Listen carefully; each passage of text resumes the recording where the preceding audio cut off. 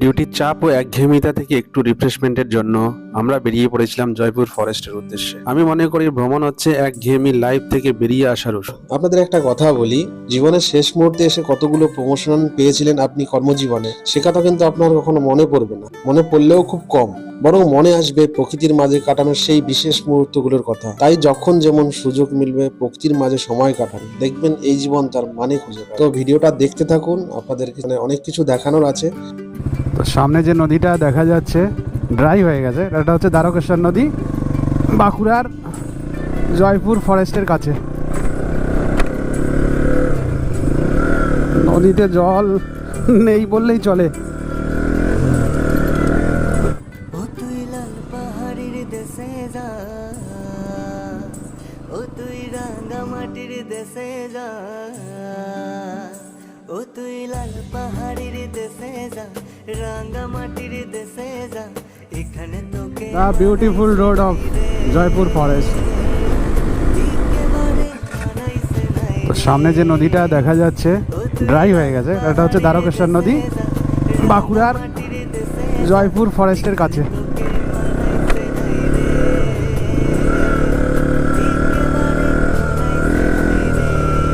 ও একটা টোলও আছে, টোলে 10 টাকা নিচ্ছে, বাইকের জন্য 10 টাকা, 20 টাকা নিচ্ছে বোধহয় কারের জন্য।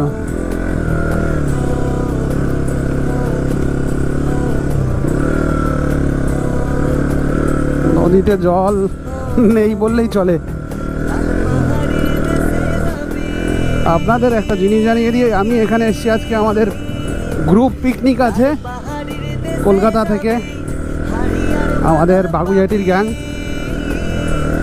তো আমাদের পিকনিক হবে হচ্ছে জয়পুর ফরেস্টের ভিতরে, আর আমি যাচ্ছি হচ্ছে বর্ধমান থেকে। আর এখন জাস্ট ক্রস করলাম দ্বারকেশ্বর নদী।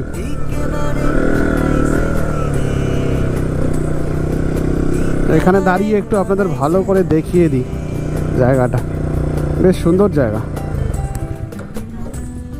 এটা হচ্ছে দ্বারকেশ্বর নদী, আর এখানে আমাদের ব্রিজ হবে বা রাস্তা হবে কিছু একটা বড়। পুরো লাল মাটির রাস্তা এখানে। আপনারা জানেন যে বাঁকুড়া অলমোস্ট ম্যাক্সিমাম জায়গায় লাল মাটির রাস্তা।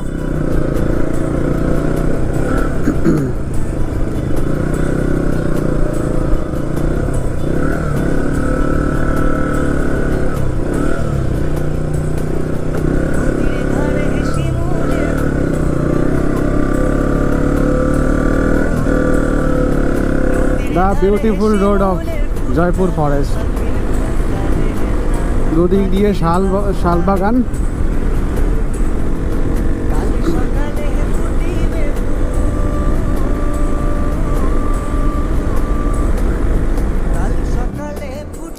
তো আমি অলমোস্ট চলে এসেছি আমাদের পিকনিক স্পটের একদম কাছেই। আর হয়তো 2-3 মিনিট লাগবে আমার পিকনিক স্পটে পৌঁছাতে। তো পিকনিক স্পটে পৌঁছালে সেখানের একটা ড্রোন শট আপনাদের দেখাবো উপর থেকে আমাদের পিকনিক স্পটের জায়গাটা কেমন। তো আশা করি আপনাদের ভালো লাগবে, আর যদি ভালো লাগে অবশ্যই লাইক এবং শেয়ার করে দেবেন আপনাদের ফ্রেন্ড সার্কেল জনের সঙ্গে। তো দেখতে থাকুন পুরো ভিডিওটা।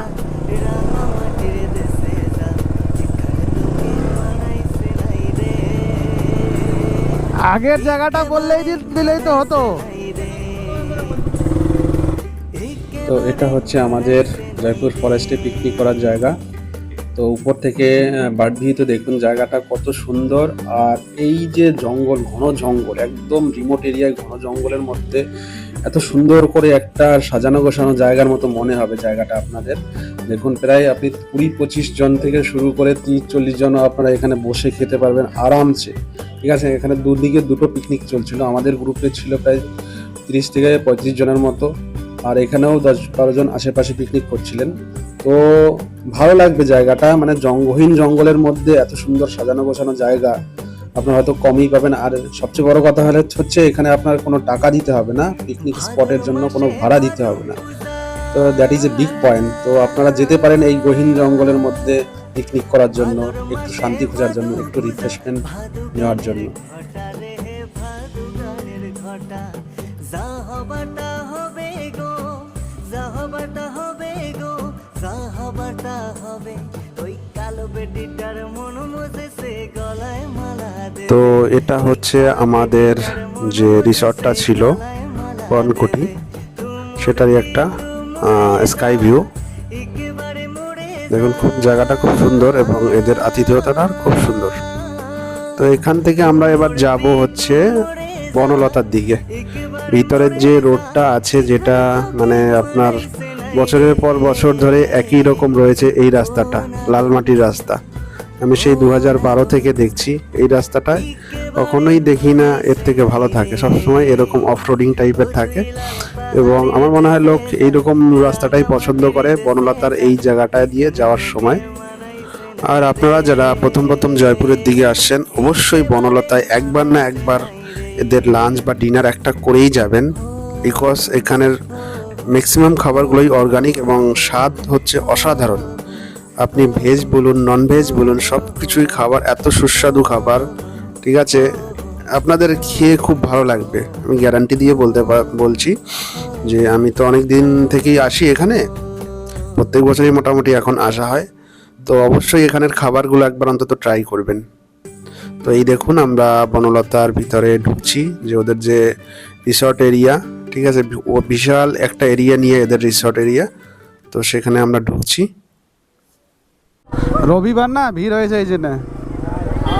আর এটা হচ্ছে আমাদের যে রিসর্টটা ছিল বনকুটি, সেই বনকুটি থেকে যে বনলতা আছে তার একটা স্কাই ভিউ ডিস্টেন্স আপনাদের দেখানোর চেষ্টা করছি। দেখুন একটা বার্ড ভিউতে আমাদের বনকুটি রিসর্ট থেকে বনলতার ডিস্টেন্সটা কতটুকু ছিল সেটা আপনাদের দেখানোর চেষ্টা করছি।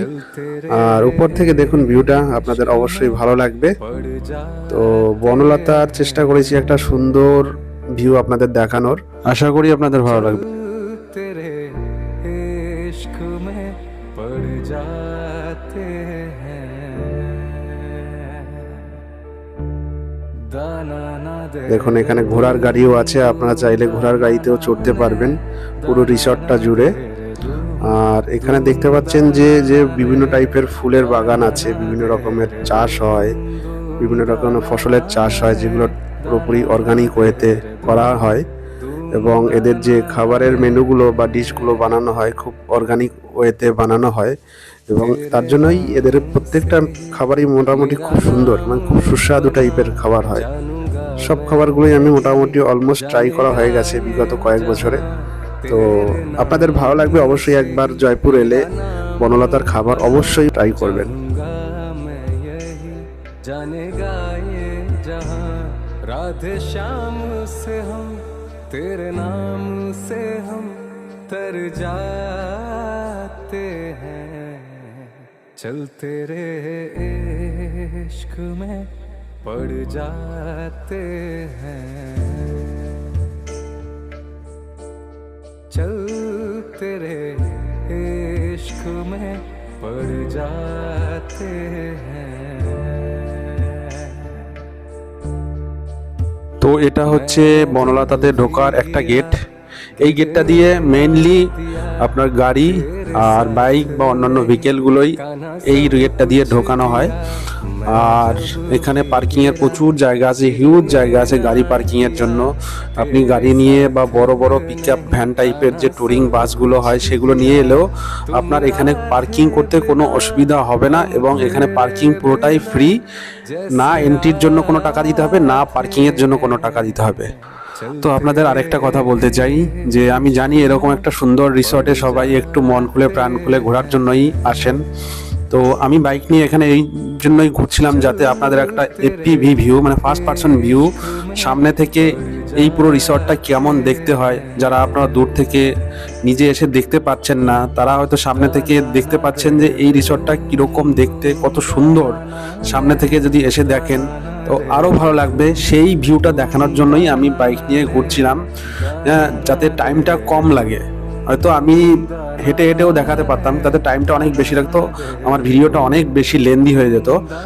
তাই আমি একটা কম্প্যাক্ট ডিউরেশনের মধ্যে চেষ্টা করেছি ফুল রিসর্টটার একটা কম্প্যাক্ট ভিউ আপনাদের সামনে প্রেজেন্ট করার জন্য।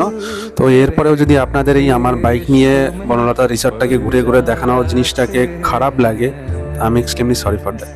তো এবার ঘরে ফেরার পালা। তো একটু রিফ্রেশমেন্ট নিয়ে আবার ফিরে যাচ্ছি আমার পুরনো জায়গা, আমার পুরনো কর্মস্থল। তো আপনাদের যখনই মনে হবে লাইফটা খুব একঘেয়েমি হয়ে যাচ্ছে, হ্যাঁ কিছু ভালো লাগছে না, খুব বিরক্তিকর লাগছে, তখন বেরিয়ে পড়ুন এরকম একদিন কি দুদিনের ছুটি ম্যানেজ করে। তো এই ভিডিওটা যদি আপনারা এই পর্যন্ত দেখে থাকেন আর আপনাদের যদি একটু ভালো লাগে বা এন্টারটেইন করে, তাহলে ভিডিওটা লাইক করে দেবেন, শেয়ার করতে পারেন আপনাদের বন্ধুদের সাথে। তো থ্যাংক ইউ ফর ওয়াচিং।